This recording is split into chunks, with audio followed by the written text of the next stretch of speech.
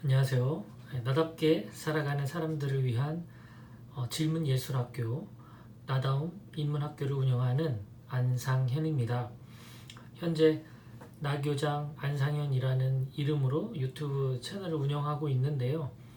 오늘은 제가 이제 곧 있을 그 강연 중에 그 관계 리더십에 대한 주제가 있어서 우선 저기 유튜브를 오시는 분들께 먼저 일부 좀 공개를 좀 해드릴까 합니다.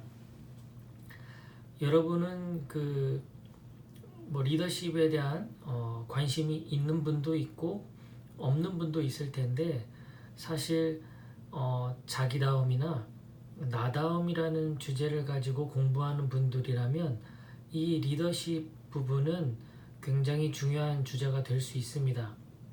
왜냐하면 그 자기답게 산다라는 그런 그 삶이라는 것이 그 스스로 어떤 삶의 기준도 정립을 하고 그 철학이나 가치관도 정립이 필요한 영역이거든요. 결국 그런 그 어떤 주제에 대해서 어떤 주제든 간에 자기만의 기준과 철학이 있기 때문에 그 삶이 녹아나서 그래서 자기만의 향기와 스타일이 나오는 거거든요. 자기답게 산다는 것, 나답게 산다라는 것 그 자체가 사실은 그 셀프 리더십이 기본적으로 갖춰져 있는 것이고, 그리고 그 사람의 그 영향력 그리고 의식 발달 수준에 따라서 그 영향력의 범위가 넓어지게 되는데, 이때 리더십이라는 부분이 이제 빠질 수 없게 되는 겁니다. 자, 일단은 뭐 오늘은 전체 리더십이라기보다는 관계에 좀 더 중심을 둔 인간 관계와 어떤 리더십 정도가 아닐까 그렇게 생각을 하는데요. 한번 들어보시죠. 뭐 저에 대해서는 뭐 이렇게 간단하게 설명을 좀 해드리고요. 나담 인문학교 운영하면서 애니어그램 관련된 강의, 그리고 자존감 스쿨, 뭐 질문 스쿨, 독서 모임 이런 것들을 통해서 사람들을 만나서 강연을 진행하고 있고요. 그 대부분의 주제가 아무래도 자기 이해나 자기 탐색 그런 쪽이라고 볼 수가 있고요. 그리고 개인 어떤 상담과 컨설팅을 진행하고 있습니다. 그 최근에 연구 결과에 따르면 기업에서 인재를 뽑을 때 그 어떤 기준으로 뽑느냐, 기본적인 그 역량을 평가해야 될 텐데요. 인성, 그리고 리더십, 그리고 직무 역량이라고 합니다. 조금 기준이 다를 수도 있고, 그리고 용어 차이가 좀 있을 수도 있을 것 같은데, 제가 참고한 그 서적에서는 이제 인성과 리더십과 직무 역량이라는 기준을 가지고 인재를 찾는다고 합니다. 결국 인재가 갖추어야 하는 기본 역량이 이 세 가지인 셈인 거죠. 어찌 보면 가장 기본적인 것이 직무 역량이라고 할 수 있을 것 같아요. 주어진 일에 대해서는 자기가 책임을 지고 해낼 수 있는 그 역량이 필요할 것 같고, 그 다음에 이제 직책이 올라가서 자리가 아무래도 혼자보다는 팀, 그리고 또 팀보다는 어떤 조직을 이끄는 입장이 된다면 리더십이라는 부분과 인성이라는 부분이 아주 중요한 어떤 역량으로 평가가 될 것 같습니다. 이제 여러분들이 이제 조직 생활을 해보시면 알겠지만, 저도 한 12년 정도 직장 생활을 했는데요. 이 직장 생활할 때 어떤 팀장이 되고 또 직책이 올라갈 때 그 기준이 그 인성과 리더십을 평가하는 것보다는 직무 역량을 아무래도 중심으로 해서 평가하는 경우가 많습니다. 그것이 잘못됐다기보다는 어쩌면 우리는 인성과 리더십을 평가하기가 어려우니까 가장 쉬운 직무 역량을 위주로 그 사람을 그 자리에 앉힐 수도 있는 거죠. 그러니까 일 잘하면 이제 팀장 되는 겁니다. 근데 이제 팀장이 되는 것이 중요한 것이 아니라 팀장이 돼서 회사와 조직에 어떤 이익을 가져다 주는 성과를 만드는 것이 더 중요하잖아요. 그 팀을 꾸려서 그 팀이 목표한 바를 효과적으로 그리고 효율적으로 그 목표에 다다르게 하는 것이 중요한데, 이제 직무 역량을 위주로만 이제 리더를 뽑게 되면 인성과 리더십 부분에 있어서 이제 얼마나 갖추었느냐 그렇지 않느냐에 따라 이제 성과가 나기도 하고 안 나기도 하고, 또 성과가 났더라도 그 조직원 모두가 함께 해서 만족스러운 성과냐, 아니면 그 팀장이 정말 일당백으로 해서 나머지 팀원들은 그 뭐 좀 심하게 말하자면 잡일만한 수준이고, 결국 핵심적인 것은 몇몇 사람들만 이제 해낸 그런 일이냐에 따라서 달라질 수 있겠죠. 이 만족도가, 구성원들 개개인의 만족도가 사실 매우 중요한 동기부여 요소이기 때문에 이제 말씀드리는 겁니다. 근데 오늘은 제가 리더십에 대한 주제니까요, 이 세 가지 중에 리더십에 대한 부분을 말씀을 드릴 거고요. 사실 리더십이라는 부분에 인성과 직무 역량이란 역할, 이 영역이 안 들어갈 수가 없겠죠. 사실 다 포함하고 있는 단어로 리더십이라고, 인성과 리더십과 직무 역량 중 하나를 꼽으라고 한다면 결국은 리더십이 되지 않을까 싶습니다. 워렌 베니스라고 하는 정말 세계적인 리더십 전문가죠. 리더라는 이 개념을 여러 가지로 표현할 수가 있을 텐데, 저는 이제 요 워렌 베니스 분이 설명하는 것이 마음에 들더라고요. 훌륭한 과학 관리자는 일을 제대로 마무리하지만 리더는 적합하고 필요한 일을 한다. 이해가 되시죠? 그러니까 관리자라고 한다면, 매니저라고 한다면 이 사람은 주어진 일을 잘 처리하는, 관리하는 능력이 있는 것이죠. 그런데 리더는 이제 그 수준을 넘어서 그 일들, 그 일 자체를 가장 적합하고 필요한 일들로 해낸다는 겁니다. 그러니까 일을 제대로 하는 건 어찌 보면 이제 기본 역량에 들어가는 거고, 그 일을 하나하나 해내는 데 있어서 어떤 시기에 맞는, 적재적소에 맞는 그런 일들을 해내는 것.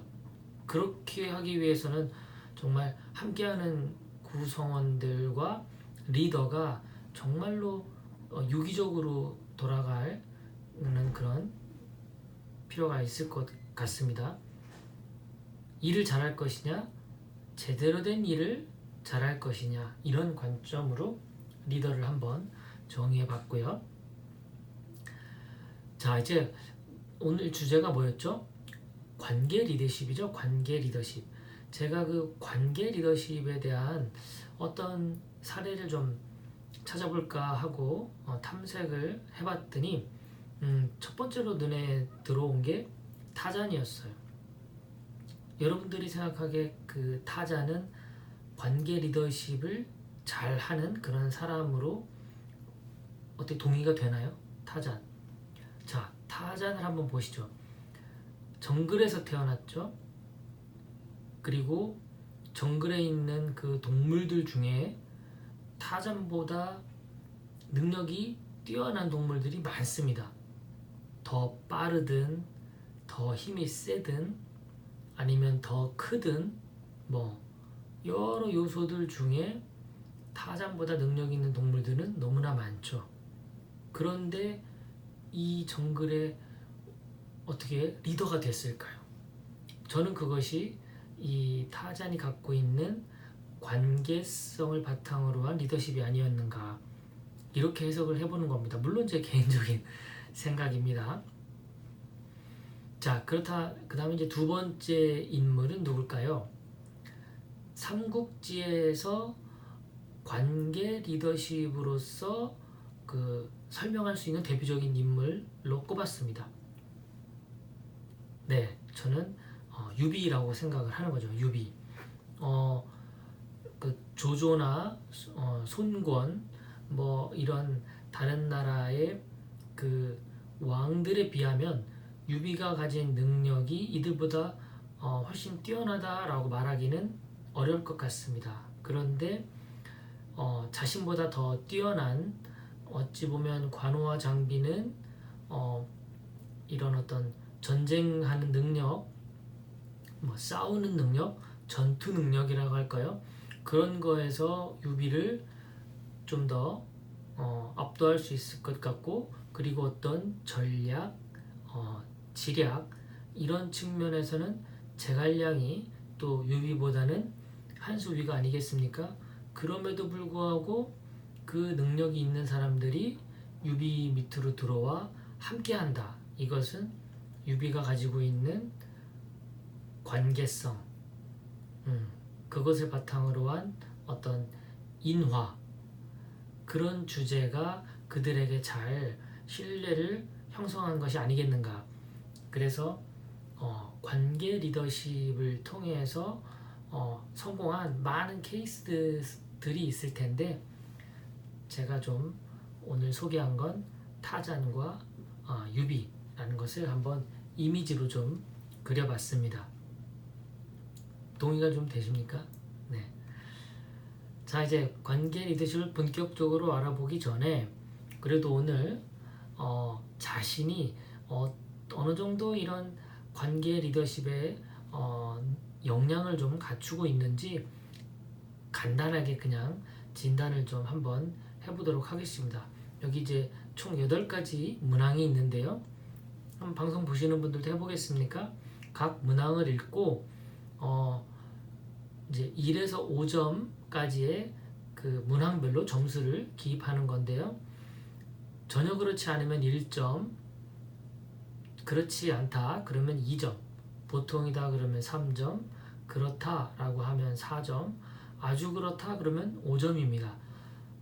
이 8문항 각각을 읽고 그 문항에 대해서 나에게 얼마나 더 적합한지 그렇지 않은지에 따라서 1점에서 5점까지 점수를 기입해 보시고 마지막 총점을 계산해 보세요. 자, 화면 멈추고 계산해 보셨습니까? 네, 점수가 어떻습니까? 20점 이상? 예? 네, 30점 이상. 네, 그렇군요. 자, 뭐 너무나 간단한 진단이기 때문에 이걸로 이 역량을 정확하게 평가할 수는 없지만, 이런 관점으로 한번 스스로 관찰해 보신다면 도움이 되지 않을까 싶고요. 그 다음에 이런 진단은 스스로 자가 진단만 해서 멈출 것이 아니라 내 동료, 내 부하 직원, 그리고 내 위의 상사까지 다면 평가를 통해서 진단하는 것이 훨씬 도움이 될 겁니다. 그래서 내가 바라보는 나의 어떤 역량도 있겠지만, 타인이 바라보는 나의 역량도 어떤 것인지 확인해보고 내가 생각한 것과 비교해보는 것이 또 필요하지 않을까 생각합니다. 자, 그렇다면 관계 리더십에 필요한 여러 역량 중 대표적인 4개를 꼽았는데요. 정서관리 능력, 대인 감수성 역량, 그리고 의사소통 역량, 그리고 갈등 관리 역량, 이렇게 4가지라고 볼 수가 있습니다. 이 중에서 좀 더 강점이 있고 단점이 있겠죠. 말하자면 나의 관계 리더십의 어떤 역량을 높이기 위해 장점을 더 살려서 높일 수 있는 방법이 있고, 그 다음에 이 단점이 치명적이라면 이 단점부터 개선하면서 장점을 활용하는 것도 하나의 방법이 될 겁니다. 자, 저는 이제 오늘 주제가 관계 리더십이기 때문에 여기 화면에 보이는 것 같이 18가지의 리더십의 핵심 역량이 있는데, 이 중에서 정서관리, 대인 감수성, 그리고 의사소통, 갈등 관리, 이 4가지를 중점적으로 말씀드리고요. 시간에 따라서는 3가지 정도, 정서관리, 대인 감수성, 의사소통 역량, 이 부분을 조금 더 집중적으로 말씀을 드릴 수도 있을 것 같아요. 자, 우선 첫 번째로 정서관리인데요. 정서라고 하는 나의 내면의 상태를 얼마나 잘 관리하느냐 문제죠. 정서관리가 부족한 그런 사람들의 특징을 이렇게 뽑아봤습니다. 자기 자신은 어떤 면에 이런 특성들을 갖고 있는지 체크해 볼 필요가 있겠죠. 첫 번째, 충동적이고 성격이 급하다. 두 번째, 자신의 감정 표현이 주위에 미치는 영향을 모른다. 네, 이해되시죠? 세 번째, 자기 기준이 명확하여 일정 수준을 넘으면 폭발한다. 네 번째, 옳고 그름이 분명하고 흑백 논리를 따른다. 다섯 번째, 발생하는 사건에 대해 긍정적인 면보다는 부정적인 면에 민감하다. 여섯 번째, 실패의 원인을 자신에게서 찾기보다 외부에서 찾는다. 일곱 번째, 자신의 생활에 불만족스러워하고 불평불만이 많다. 자, 여덟 번째, 타인의 실수를 이해하려고 하기보다는 질책하는 경향이 높다.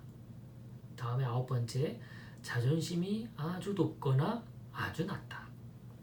열 번째, 타인의 피드백을 수용하는 기술이 부족하다. 네, 이 중에서 몇 가지가 해당되시나요? 정서관리 기술이 부족한 그런 관리자들의 특성을 모아봤습니다. 그렇다면 정서관리 기술을 높이기 위해서는 이 10가지 특성을 반대로 하면 되겠죠. 네. 충동적이거나 성격이 급한 분들이 어떻게 이제 자신의 그런 특성을 더 좋은 면으로 바꿀 수 있을까요? 그리고 자기가 감정 표현하면서 주변이 지금 어떻게 돌아가는지를 살피지 못할 때는 어떻게 할까요? 옳고 그름을 너무 분명하게 따진다거나, 그리고 항상 함께 어떤 일을 진행하고 나서 그 일이 잘못되면 그 원인을 밖에서만 찾는 거예요. 그리고 평소 생활하면서 불평불만이 많고, 사람들 만나면 질책하려고 하고, 네, 이런 정서관리 기술이 부족한 사람들의 특징들입니다. 이런 특성을 스스로 잘 진단하고 확인하다 보면 이 부족한 부분을 채울 수 있는 어떤 노력을 기울일 수 있겠죠. 자, 그러면 이런 정서관리 역량을 개발하는 방법으로는 뭐가 있을까요? 크게 5가지를 좀 제안해 볼까 하는데요. 자, 첫 번째는 자신의 상태를 좀 진단해 볼 필요가 있습니다. 그래서 어떤 다양한 진단 검사를 받아보고 그 전문가를 통해서 객관적으로 설명을 듣는 것이 한 가지 방법이 되겠고요. 그 다음에 두 번째는 직원들과 적당한 거리감과 친밀감을 갖는 겁니다. 사실 이 사람들과의 관계에 있어서 너무 끈적거려도 문제고요. 그리고 너무 감정 표현이 없어서 좀 뭐랄까요? 인간적이지 못한 면이 느껴지는 것도 문제가 되겠죠. 그래서 이 거리감 결국 뭐 친밀감과 거리감이 비슷한데요. 적당히 이 밀당을 하면서 이 관계를 가져갈 필요가 있습니다. 참 말은 쉬워요. 하지만 좀 실제 해보는 건 좀 어려울 것 같습니다. 세 번째는 스트레스를 느낄 때 어떤 반응을 보이는지 관찰하고 기록하는 겁니다. 이것은 제가 그 개인 코칭할 때 자주 쓰는 방법인데요. 스스로 그 어떤 하루 중에서 특정 상황을 경험하고 그 경험한 상황에 대해서 내가 어떤 반응을 보였는지를 체크해 보면 그러면 개선점들이 보입니다. 자신의 성향을 알게 되기 때문에 그 성향을 어떤 방향으로 끌고 갈지 이제 그런 나름의 개인적인 빅데이터죠. 그 기반으로 해서 객관적인 결과를 얻게 되면 바꿀 수 있는 그런 힘을 얻게 됩니다. 그 다음에 네 번째는 스트레스 요인이 무엇인지를 파악해 보는 거예요. 스트레스 상황 자체가 내 내부에서 원인이 발생되는 경우가 있고요. 그 다음에 외부의 영향으로 인해서 스트레스를 받는 것이 있는데 이것을 구분하지 못하게 되면 이제 문제의 어떤 문제 해결의 방향이 잘못된 거죠. 스스로 어떤 마음가짐을 다스려야 할 상황에서 외부 탓을 하고 있고 그리고 그 외부 환경 때문에 발생한 그 스트레스 있는데 뭐 나만 열심히 하면 된다 또 이렇게 생각하면 개선되기가 어렵겠죠. 그래서 내가 노력해서 할 수 있는 부분이 있고 내가 노력해서 바꿀 수 없는 부분이 있는데 그런 부분들을 걸러내는 것이 필요하다고 봅니다. 그리고 당신이 직장에서 보이는 행동을 관찰해 보는 겁니다. 이제 이런 스스로 관찰하는 방법이 있고요. 그 다음에 주변 사람들이 나에게 건네는 말들, 그 말들을 좀 경청하는 습관도 중요합니다. 스스로 관찰하는 것이 한계가 있고 그리고 아무래도 주관적으로 볼 수밖에 없게 되니까 이 객관적인 시각을 갖기가 어렵거든요. 그래서 내 주변에 가까운 사람 그리고 나를 오랫동안 봐온 사람들이 나에 대해서 이야기해 줄 때 그걸 잘 들어야 돼요. 그런데 문제는 뭘까요? 이야기를 안 해주는 게 문제죠. 주변에 있는 사람들이 나에 대해서 그 어떤 피드백을 줄 때 그 피드백을 내가 어떻게 받아들이느냐에 따라서 주변 사람들이 피드백을 계속 할지 말지를 결정하거든요. 그래서 나에 대해서 누가 그런 의견을 주지 않는다면 그 원인이 그 자신한테 있는 건 아닌지를 생각해 볼 필요가 있어요. 사람들이 피드백을 줄 게 없어서 안 주는 게 아니라 주는 걸 꺼려하는 거죠. 불편하니까. 생각해 볼 필요가 있습니다. 자, 이제 정서 관리 측면을 제가 말씀드렸고요. 정서 관리 역량. 자, 두 번째는 대인 감수성이에요. 대인 감수성이란 어떤 의미냐면 관리자가 다른 사람의 처지를 어느 정도 배려하느냐 이겁니다.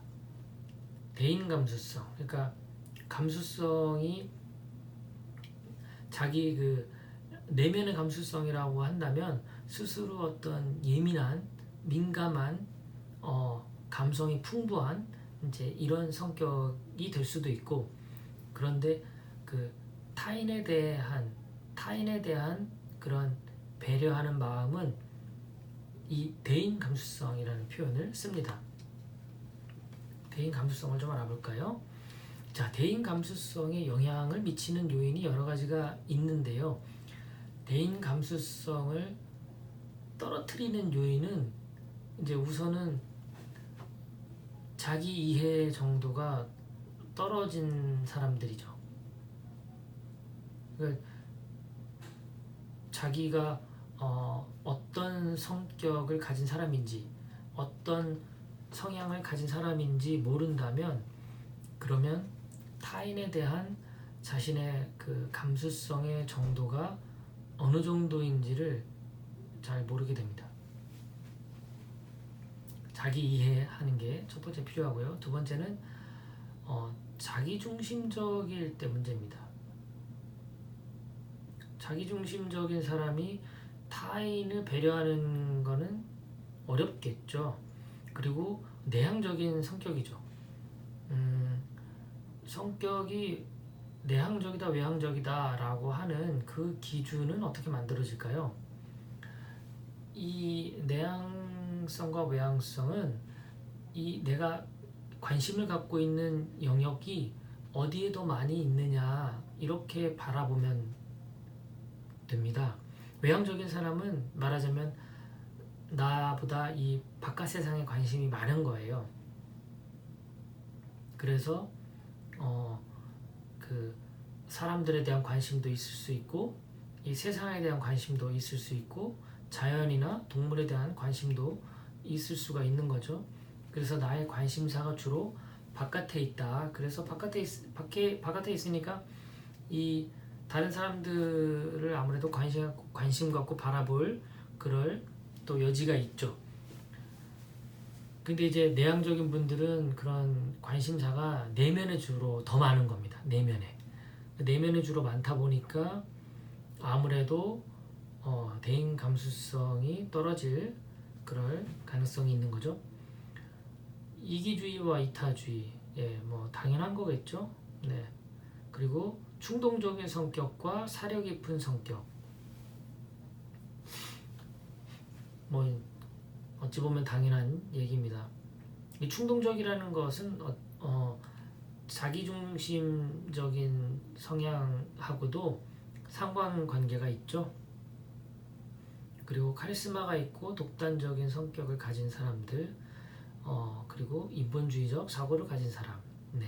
이 사이에서 이 대인 감수성에 대한 어떤 요인들을 찾을 수가 있는 겁니다.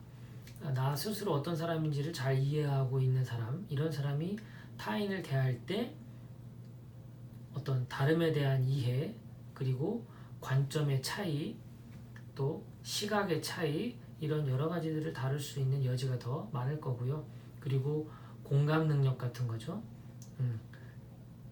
감성에 대해서도 자기중심적으로 할 것이냐, 상대의 상황을 감정이입해서 공감할 것이냐, 이런 여러 가지 요인들이 대인 감수성에 영향을 끼칩니다. 여러분들은 이 중에서 어느 정도 위치에 해당할까요? 체크해 볼 필요가 있겠죠. 자, 이제 첫 번째로 한번 정리를 해보면, 자, 관계 리더십에서 가장 기본적으로 중요한 두 가지 역량을 꼽으란다면 바로 정서관리 역량과 대인 감수성 역량이라고 할 수가 있습니다. 앞서서 여러 가지 좋은 얘기가 많이 나왔는데 딱 정리를 해본다면 이 정서관리와 대인 감수성의 역량을 높이기 위해서는 자기 성찰 지능을 높여야 됩니다. 그러니까 내가 어떻게 생각하고 어떻게 행동하고 있는지를 그 스스로가 관찰을 통해서 평가하고 조절할 수 있는 능력이 바로 자기 성찰 지능이거든요. 다른 말로는 이제 메타인지 능력이라고 하거든요. 메타인지 능력에 있어서의 핵심 두 가지는 첫 번째가 자기 평가 능력이고요. 스스로 내가 어느 위치에 있는지를 평가할 수 있느냐, 그것이고, 두 번째 능력이 바로 자기 조절 능력이에요. 내가 평가를 해보니 이 정도 능력을 갖고 있어. 그러면 내가 어떤 노력을 더 기울일지를 자기 스스로 아는 거죠. 자, 이걸 공부로 예를 들면 더 와닿을 겁니다. 공부 잘하는 학생과 공부 못하는 학생의 어떤 요인들을 심리학자들이 분석을 해보니까요. IQ가 영향을 주는 요인이 25%. 그러니까 IQ가 아무래도 지능지수가 높은 학생과 그렇지 않은 학생의 차이가 25% 영향이 있는데요. 이보다 더 중요한 요인이 뭐였을까요? 네, 바로 메타인지 능력이었는데, 이 메타인지 능력이 학습 능력에 미치는 영향은 40%였습니다. 거의 IQ보다 2배 근접한 그런 영향력을 주는 거죠. 그래서 공부 잘하는 학생들이 보면 자신이 잘하는 게 뭐고 부족한 것이 뭔지 그걸 잘 알고 있고, 그리고 이 부족한 걸 채우기 위해서 어떤 노력을 해야 되는지도 잘 압니다. 그래서 자기 평가 능력과 자기 조절 능력이 딱 뛰어난 학생들이죠. 그리고 이 공부를 열심히 할 때뿐만 아니라 언제 쉬어야 하는지도 잘 알아요. 그러니까 자기가 집중을 잘하고 있는지, 아니면 그 집중이 잘 안 되니까 이 에너지 전환을 해서 다시 집중하게 만들지, 이제 이런 능력이 뛰어난 거죠. 이것이 다 뭡니까? 바로 자기 평가, 그 다음에 이걸 원하는 방향으로 끌고 가는 자기 조절. 자기 평가와 자기 조절 능력을 가지면 메타인지 능력이 뛰어나다라고 볼 수 있는데요. 이 정서관리 역량과 대인 감수성 역량 또한 그냥 한마디로 그 팁을 정리해 달라고 한다면 자기 성찰 지능을 높여야 돼요. 자기 성찰 지능을 높이는 방법은 어떻게 하면 되냐? 우선 자기 인식을 해야 되고요. 그리고 자기와의 대화가 필요합니다.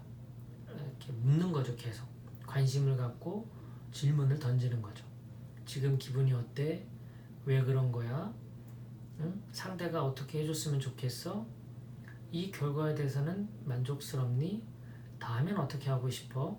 이렇게 뭔가 타인과 대화하듯 자기와의 대화하는 그런 능력이 필요합니다. 이제 이 자기와의 대화가 결국은 자기 성찰로 이어지는 것이거든요. 자기 성찰에서 그 해야 될 여러 가지 그 질문들이 결국은 자기 대화를 통해서 이루어집니다. 만약에 일을 끝냈습니다. 프로젝트를 끝냈어요. 그 프로젝트가 잘 됐는지 안 됐는지를 체크하고, 어떤 면에서 잘 됐고 어떤 면에서 안 됐는지를 평가하고, 그리고 다음에 이걸 반영해서 더 나은 방향으로 가려면 우리가 프로젝트를 이렇게 돌아보지 않습니까? 그때 다양한 피드백이 이제 이루어지게 되는데요. 자기 성찰은 바로 자기 자신에 대한 그 피드백하는 그런 능력이죠. 그래서 그 성찰을 통해서 내가 다음에 어떻게 말과 행동 이런 것들을 구체적으로 변화하게 될지를 알 수 있게 되는 겁니다. 자, 한번 따라해 볼까요? 정서 관리 역량과 대인 감수성 역량을 높이는 팁이 무엇입니까? 자기 성찰 지능을 높여라. 자기 성찰 지능을 높이기 위해서는 3단계가 뭐죠? 자기 인식, 자기 대화, 그리고 자기 성찰입니다. 자, 이제 그 세 번째로 의사소통 능력을 이제 확인해 보겠습니다. 관계 리더십에 있어서 중요한 그 역량을 꼽아서 지금 말씀드리고 있는데요. 첫 번째가 뭐였죠? 정서관리 능력이었죠. 두 번째가 대인 감수성 능력이었죠. 그 다음에 세 번째가 의사소통 능력입니다. 자, 의사소통 능력이 낮은 관리자의 특징입니다. 조직 내에서 특정 계층의 사람들과 주로 대화를 한다. 상대를 격려하기보다 질책하고 자존심을 떨어뜨리는 피드백을 준다. 자신의 생각을 분명하고 설득력 있게 표현하지 못한다. 바쁘니까 요점만 합시다 라는 식으로 대화를 한다. 상대방의 능력을 과소평가하고 자신의 직무 전문성에 대한 자신감이 강하다. 다음, 해야 할 말과 하지 말아야 할 말을 지나치게 구분하고 스스로 통제한다. 다음, 의사표현 방식이 단조롭고 대화 내용이 건조하다. 다음은 대화 내용보다는 감정을 먼저 앞세운다. 다음은 상대방이 무슨 말을 할지 미리 짐작하면서 대화를 한다. 마지막으로 자신이 싫어하는 대화 유형이 분명히 있다.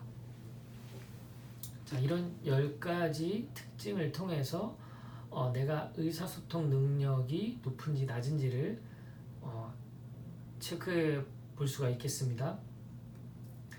자, 그러면 이런 의사소통 능력을 높이는 한 가지 팁은 뭘까요?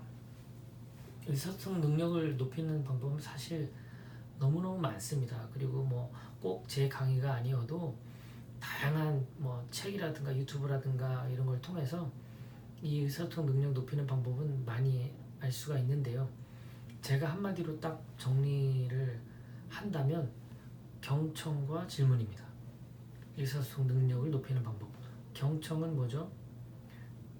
기울일 경자에 들을 청자죠. 자, 경청하려는 첫 번째 자세는 이제 이 상대방을 향해서 기울여 주는 거고요. 그 다음에 청은 귀를 열어주는 거죠. 그 다음에 의사소통 능력을 높이는 정말 중요한 방법은 바로 질문이에요. 여러분, 대화는 어떻게 시작하죠? 처음에 질문 아닙니까? 질문으로 시작합니다. 그리고 그 대화가 잘 물 흐르듯 이끌어가는 사람들의 특징은 바로 질문 능력입니다. 질문을 이렇게 잘 주고받는 사람이 의사소통을 잘 하고 있다라고 이렇게 느껴지게 만드는 거죠. 그 질문을 어떻게 하느냐에 따라 이제 상대방이 정말 그 어떤 깊이 있는 대화를 할 수도 있고 그냥 그 수박 겉핥기처럼 이야기만 할 수가 있는 겁니다. 이게 상담이나 코칭을 하는 분들이 아무래도 질문하는 능력이 좀 더 탁월하거든요. 그래서 이분들하고 대화를 나누다 보면 이렇게 빠져드는 거죠. 그래서 나도 모르게 나의 속마음을 끄집어내기도 하고, 그리고 나의 고민을 털어놓기도 하고, 또 눈물을 보이기도 하고, 이제 이런 상황이 만들어지는 것은 바로 질문의 힘이 아닌가 싶은데요. 질문하는 여러 가지 방법이 있는데 크게 네 가지, 개방형, 폐쇄형, 촉진형, 탐구형 질문이 있습니다. 이 네 가지를 잘 버무려서 질문하면 되겠는데요. 이 질문하는 방법을 연습하기 위해서는 평소에 질문을 많이 적어보는 겁니다. 내가 미팅을 하기 전에 이 미팅할 상대에 대해서 어떤 질문을 할지 질문 리스트를 적어보면 돼요. 그러면 그 질문들이 개방형 질문이 많은 사람, 폐쇄형 질문이 많은 사람, 촉진형 질문이 많은 사람, 탐구형 질문이 많은 사람이 있죠. 개방형이라면 뭘까요? 폐쇄형부터 해볼까요? 폐쇄형. 자, 식사를 마치고 돌아온 그 동료에게 폐쇄형 질문을 해볼까요? 밥 먹었어요? 네, 아니요. 폐쇄형 질문의 특징은 yes 아니면 no 이렇게 떨어지면 폐쇄형입니다. 폐쇄형 질문이 필요할 때가 있죠. 네, 그럴 때는 이렇게 둘러둘러 물을 게 아니라 이렇게 직접적으로 물어야 됩니다. 다 하셨어요? 안 하셨어요? 했습니다. 이런 상황에 맞게 하시면 되고요. 개방형 질문은 뭘까요? 자, 식사를 마치고 동료가 옵니다. 개방형 질문 한번 해볼까요? 식사하셨어요? 네. 무엇을 드셨습니까? 이렇게 물으면 되겠죠. 네. 식사했어요? 뭐 드셨어요? 폐쇄형 질문에서 이제 개방형 질문으로 넘어갑니다. 네. 그 다음에 촉진형 질문은 어떻게 될까요? 뭐 드셨어요? 라고 하고 나서 순댓국 드셨구나. 거기 그 양파랑 고추 같이 드셨어요? 같이 드시면 훨씬 맛있는데 그렇게 드셔보시죠. 다음엔. 네, 촉진형. 자, 탐구형 질문은 뭘까요? 점심으로 왜 순댓국을 드셨나요? 이렇게 물을 수 있겠죠. 자, 폐쇄형 질문, 식사하셨습니까? 네. 개방형 질문, 무슨 메뉴 드셨어요? 촉진형 질문, 비빔밥 말고 순댓국 드시지 그랬어요. 그 순댓국 먹을 때는 양파와 고추를 그 양념장에 찍어 드시면 훨씬 맛있어요. 그렇게 한번 드셔보실래요? 네. 탐구형 질문은 왜 순댓국을 드신 겁니까? 이렇게 나눠볼 수가 있겠습니다. 자, 이제 마지막입니다. 갈등 관리인데요. 조직에서 발생하는 그 갈등의 원인은 크게 이제 세 가지인데요. 그 문제에 대한 시각 차이가 있죠. 그리고 추구하는 목표의 차이가 있고요. 그리고 세 번째는 문제 해결 방법론의 차이가 있습니다. 그러니까 우리가 갈등이 발생하면 그 갈등에 대해서 그 갈등이 발생하게 된 그 원인을 이 세 가지 측면으로 바라보면 좋을 것 같습니다. 첫 번째는 그 문제 자체를 어떻게 바라보고 있느냐죠. 쉽게 얘기하면 중요한 문제다, 그 사소한 문제다에서부터 시각 차이가 있습니다.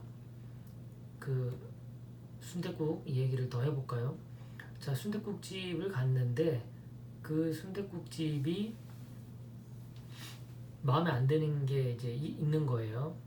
그래서 그거를 이제 동료 간에 얘기합니다. 너 여기 그 고향 순댓국집 어때? 거기 순댓국 괜찮아? 아니 난 별로던데. 왜 별론데? 아, 거기는 밑반찬이 너무 맛이 없어. 그런데 저는 그 고향 순댓국집을 무척 좋아하거든요. 그러면 이제 그렇게 얘기하는 거죠. 야, 그 밑반찬이 뭐가 중요해? 순댓국 자체가 맛있으면 되지. 그래서 시각 차이가 나타나는 거죠. 그리고 이제 뭐 예를 들어 지각을 했어요. 뭐 5분 정도. 그 팀장님 입장에서는 그 5분 지각이 정말 중요하다고 생각하면 이제 큰 문제가 되는 거고요. 정작 늦은 그 팀원 입장에서는 아니 5분 가지고 왜 난리야, 이렇게 볼 수 있는 거죠. 자, 축구 목표의 차이가 있습니다. 이거는 이제 팀과 팀 간에 발생할 수도 있겠죠. 자, 연구팀은 제대로 된 제품을 만들기 위해서 출시하는 시점을 미뤄야 된다고 하고, 그리고 영업팀에서는 이 거래처에 이미 계약을 했기 때문에 그 날짜에 제품을 줘야 된다고 하고요. 그러면 품질을 제대로 높이는 연구팀과 그리고 납기 날짜를 맞춰야 한다는 영업팀, 이 사이의 목표가 다른 거죠. 그리고 문제 해결 방법, 이제 뭐 문제가 있었을 때 그걸 어떻게 해결할 것인지에 대한 이제 방법에서 차이가 나타나면 이제 문제가 되는 겁니다. 이것도 납기를 맞추는 데 있어서 어떤 방법을 쓸 것이냐, 그런 여러 가지 요소들을 이제 확인해 볼 필요가 있겠죠. 자, 갈등의 원인을 이 세 가지 관점에서 바라보는 것 자체가 갈등 관리의 시작입니다. 네.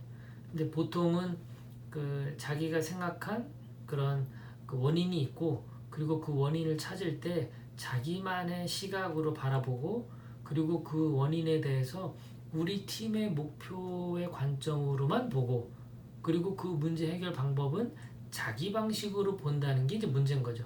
이 시각을 벗어나야 그래야 갈등 관리가 일어나는 겁니다. 효과적으로 일어난다는 뜻이죠.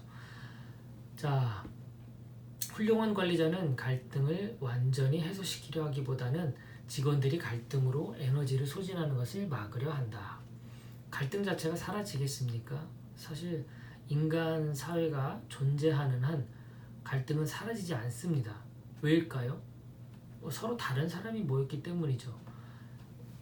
다른 사고방식, 다른 어떤 가치관, 그리고 어떤 다른 목표, 여러 가지들 요인이 있기 때문에 갈등은 사라질 수가 없습니다. 그래서 갈등이 존재한다라는 가정하에 이 갈등으로 인해서 그 소비하지 말아야 될 그런 낭비되는 에너지를 막는 것이 오히려 더 바람직한 접근 방법이 아닌가 싶습니다. 자, 저는 이제 그 애니어그램이라고 하는 9가지 그 성격 유형을 가지고 자기 탐색과 자기 이해를 도와주고요. 그리고 진로라든가 인간관계 문제를 상담하고 컨설팅 해드리고 있는데요. 이 애니어그램 관점에서 보면 리더들마다 성향이 이렇게 달라집니다. 자, 1번 같은 경우에는 이제 원칙 중심의 리더거든요. 이제 이 1번 유형의 그 리더는 이제 어떤 원칙을 세우고 그 원칙을 지키고 그런 기준을 잘 만들고 그것에 집중하는 것을 그 선호하는 리더고요. 그리고 2번 유형 같은 경우에는 이제 그 섬김의 리더라고 해서 본인이 본인만 어떤 그 능력을 다해서 이끌기보다는 그 함께하는 개개인들이 얼마나 그 즐겁고 행복하게 일할 수 있을까에 초점을 맞춰서 이 서포트하는 식으로 그 일을 만들어냅니다. 그리고 3번 유형의 성취형 리더는 목표를 세워놓으면 반드시 달성하는 그런 능력을 갖고 있기 때문에 그 목표 세우고 달성하고 하는데 탁월함을 갖고 있고요. 4번의 창조형 리더는 자신이 어떤 독특한 아이디어와 창의적인 그런 생각들로 그 이끌어가는 그런 힘을 가진 리더입니다. 그리고 5번의 관리형 리더는 그 이 사색과 관찰하는 능력이 뛰어나기 때문에 이 돌아가는 전체 상황을 잘 이렇게 세세하게 그 관찰하면서 그 문제점들을 찾아내고 위험 요소들을 없애고 이제 이런 식으로 관리하는 스타일이고요. 그리고 6번의 그 협력형 리더는 사실 공무원분들 중에 이 6번 성향이 많거든요. 이분들은 안정된 조직 그리고 자신의 업무가 이렇게 막 변화가 있는 것보다는 어떤 절차가 정리가 돼 있고 그 절차에 맞춰서 내가 어떤 식으로 일을 해나가면 되는지가 딱 정해져 있는 업무들을 좋아하는 그런 성향이거든요. 그래서 이런 리더들의 특징은 이제 그 팀플레이 하는 것을 선호합니다. 자기 혼자 주목받고 자기 혼자 나서는 것보단 그 함께 그 목표를 이루어 나가고 만들어가는 것에 이제 성취감을 느끼는 거죠. 7번의 비전형 리더는 아주 열정적인 사람입니다. 이 뭔가 그 그림 그리는 걸 좋아하기 때문에 무언가를 하려고 하면 이렇게 이걸 하면 내년에 뭐를 만들고 5년 뒤에 어떻게 되고 그 그림을 착착착착 그려가면서 뭔가 신나고 열정적으로 일하는 그런 스타일이고요. 그리고 8번은 이 카리스마 넘치는 파워형 리더입니다. 나를 따르라. 힘든 일과 어려운 일 있으면 내가 해낼게. 포기하지 말고 끝까지 도전하자. 이제 이런 식으로 이끌어가는 그런 리더고요. 그리고 9번의 중용의 리더는 이제 모든 사람들의 의견을 잘 수용해서 그 중에서 어떤 최선의 선택을 이끌어내는 능력이 뛰어난 사람이라고 볼 수 있습니다. 이런 어떤 자기만의 그 어떤 강점, 그 강점을 가지고 리더십을 발휘하면서 오늘 배운 이 관계 리더십을 잘 접목을 한다면 성과를 만드는 데에서도 효과적이고 그리고 그 성과를 만드는 데 함께한 그 동료들도 더 기쁘고 더 기분 좋게 그리고 동기부여된 상태에서 일이 만들어질 것이다 라고 말씀드릴 수가 있습니다. 자, 이제 마지막으로 이제 강연 요약을 해보겠습니다.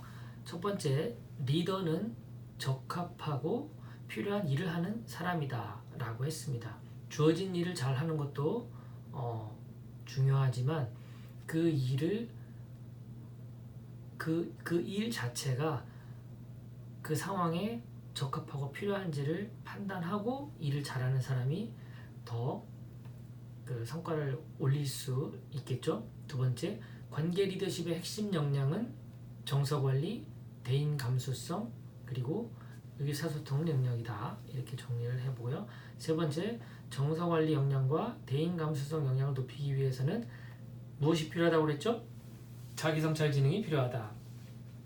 자기성찰 3단계 방법, 자기인식, 자기대화, 그리고 자기성찰 과정을 거친다. 네 번째, 의사소통 능력을 높이기 위해서는 경청하는 자세와 질문으로 대화하는 태도가 중요하다. 질문 방법 4가지, 개방형, 폐쇄형, 촉진형, 탐구형. 자, 폐쇄형 식사하셨어요? 네, 기방형 무슨 메뉴 드셨는데요? 촉진형 양파와 고추도 같이 드시지 그러셨어요? 탕구형 왜 순댓국 드신 거예요?